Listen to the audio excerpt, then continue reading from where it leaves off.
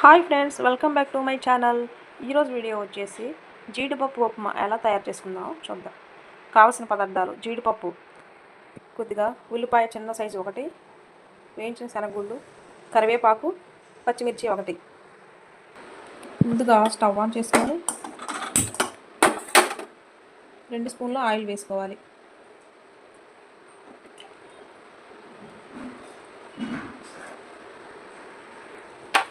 అర tea spoon జీలకర్ర వేసుకోవాలి. ముందుగా మనం రెడీ చేసి పెట్టుకున్న శనగగుళ్ళు, జీడిపప్పు, ఉల్లిపాయలు అన్నీ ఒక్కొక్కటిగా వేసుకోవాలి.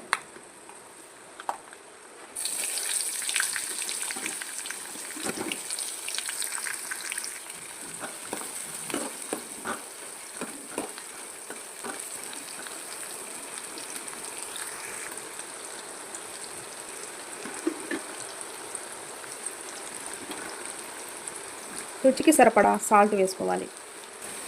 జీడిపప్పు, ఉల్లిపాయలు వేగిన తర్వాత ఒక లోట వాటర్ పోసుకోవాలి.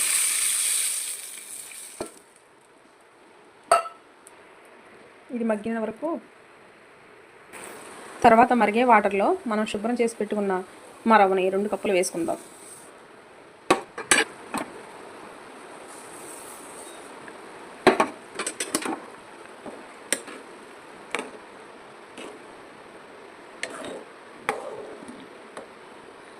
ఇలా వాటర్ అంతా మగ్గిన తర్వాత మూత కంపల్సరిగా పెట్టుకోవాలండి. అప్పుడు నీరంతా లాగింది, పొలుపు పోయి నీరంతా లాగింది. అంతేనండి, ఎంతో రుచికరమైన ఉప్మా, జీడిపప్పు ఉప్మా రెడీ. ఒకసారి తప్పకుండా ట్రై చేయండి. నా వీడియో కనుక మీకు నచ్చినట్టయితే లైక్ చేయండి, షేర్ చేయండి, సబ్స్క్రైబ్ చేయడం మాత్రం మర్చిపోండి.